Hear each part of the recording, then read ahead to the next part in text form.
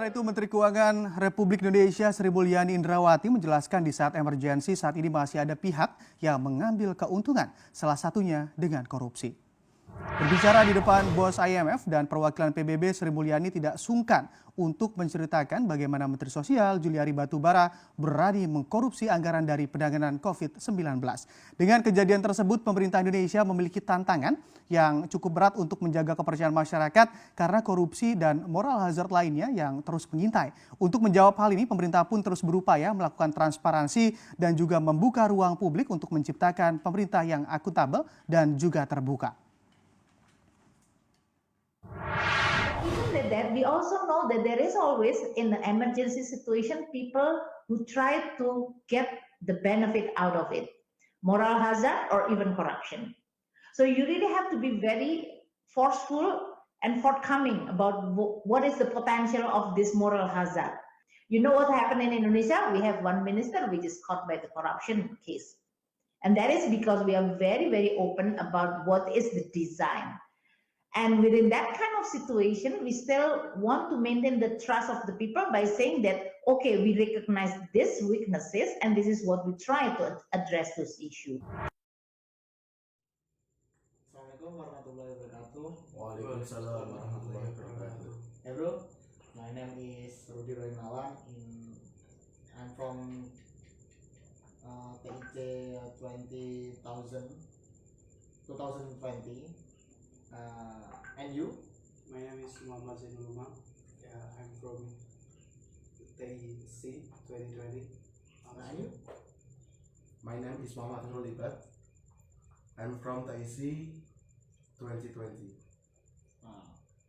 I want to ask my friend opinion about corruption bansos in Indonesia. The corruption case of bansos COVID-19 found with the main suspect of former Mensos Julia Pieter. Court is still rolling the examination process at the KPK. There are still dark aspects that continue to be explored. Sometimes interesting. This case is very tribulous. Try to imagine for 2020 the fund for the package of sembako that of bansos was 5.9 trillion. It is divided into 172 contractors with, if I am not mistaken, the smash amount is 200,000 packets. There are even contract there are up to million of packets, and it is divided into two streams. Did you know after the news of Tempo that was especially some time ago that a plot to name of our party in the news was said to be publicly related. In connection with this, there is interesting statement from Mr. Ali Fikri, who is PLT KPK spokesman quoted by CNN Indonesia. On December 21, he said that he has in the brackets of the political party, yes, is fact better than there is a flow of on the certain political parties that he is there. If we associate with the video at the beginning of the podcast, it's interesting because we see there Mr. Sri Mulyani Indrawati as Minister of Finance is like contributing to IMF officer about the exciting condition, where she said there is a minister who is a social minister who has apparently involved in corruption of the Bansos Fund. This is what I said, what interesting to try analyze. We try to guess that what the interesting of Mr. Sri Mulyani reported or conveyed the final earlier. Will people suspect this is whether this is a plan to find a new source of the debt to patch the pocket of the government, which is indeed in fact already in debtors by I say so because we know that our state budget deficit has broken above 1,000 trillion. This is explained by Mr. Sri Mulyani herself. One quote in her news update Berita 1. Let's take a brief look at the video. Menyaksikan news update pemirsa, Menteri Keuangan Sri Mulyani Indrawati mengatakan defisit APBN 2020 telah menembus 1.028 triliun rupiah atau membengkak menjadi 6,27% terhadap produk domestik bruto atau PDB. Hal ini 2 kali lipat lebih dari ketentuan sebelumnya yang maksimal defisit hanya mencapai 3% PDB. Bank jangkar atau namanya bank. Melebarnya defisit ini antara lain untuk membiayai stimulus fiskal yang diberikan pemerintah untuk program pemulihan ekonomi nasional senilai 641,17 triliun rupiah terkait penanganan dampak pandemi COVID-19.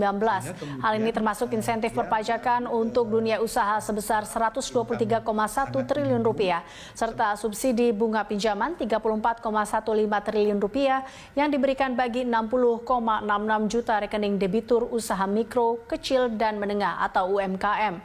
LPS nantinya juga menjamin dana pemerintah yang ditempatkan di bank peserta terkait insentif UMKM ini. Baik, Mbak Grace dari Bloomberg.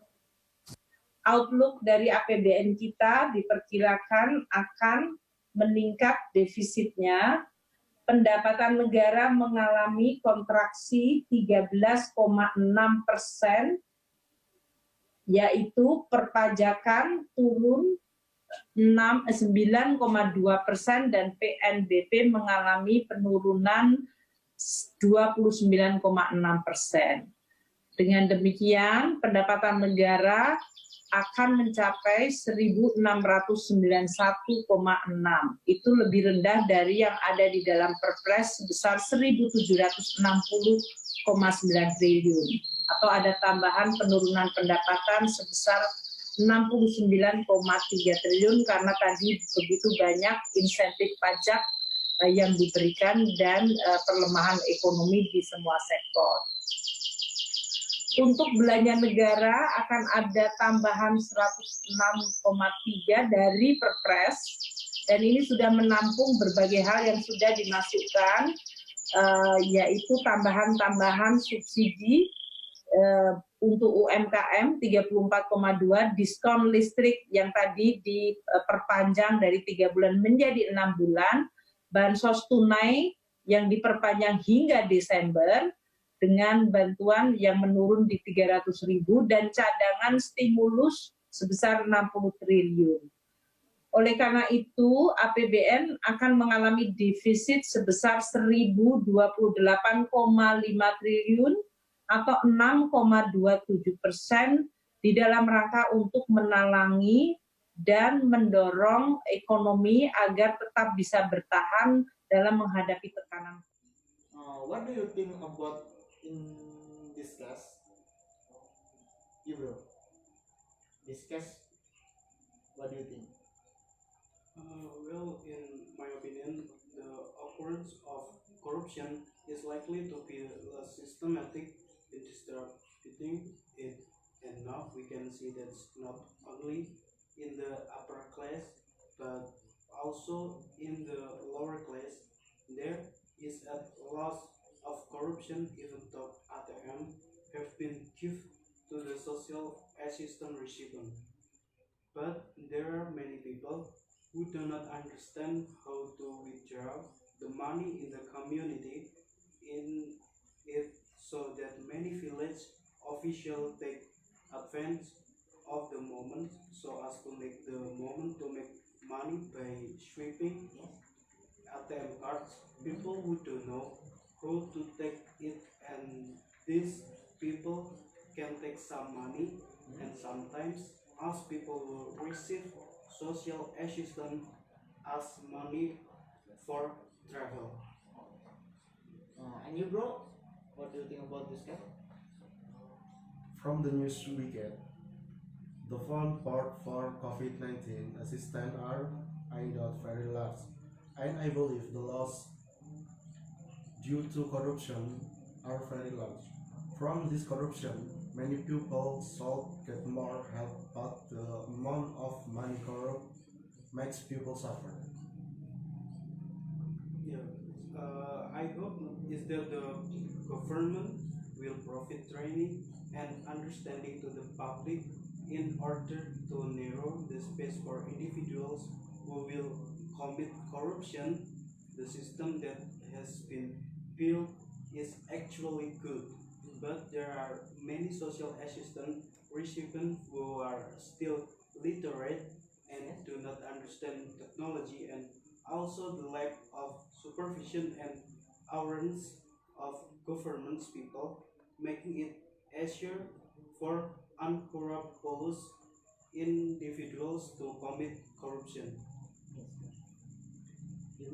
It's true that people to case of only like that are indeed very troubling and even very detrimental. Similar cases can also be found in many places, not only in government but also in the market, in parking lots, sandmine, and many more. This step we can take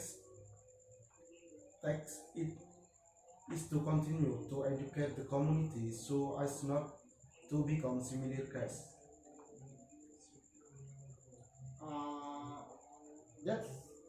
That's one of the problem the exit in Indonesia and another countries, so that the problem can be lost if our society better understand and care about corruption.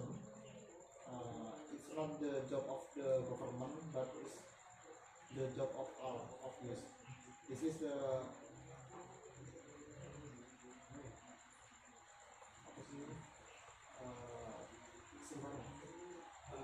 Conclusion. this is the conclusion for me.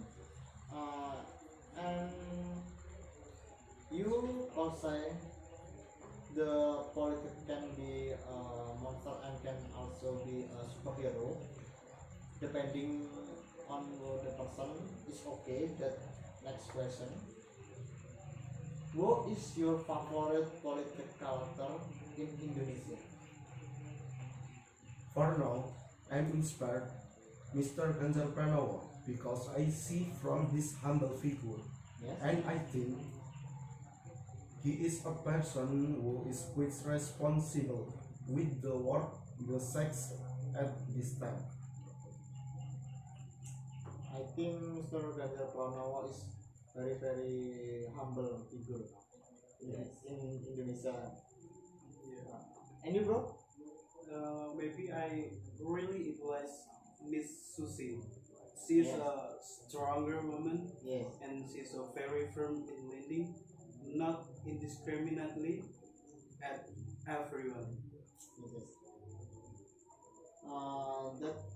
That's your opinion on corruption in the country. Thank you for taking to the time to listen to this podcast. Yeah, we're See you on the next time podcast. Thank you, bro. Thank you.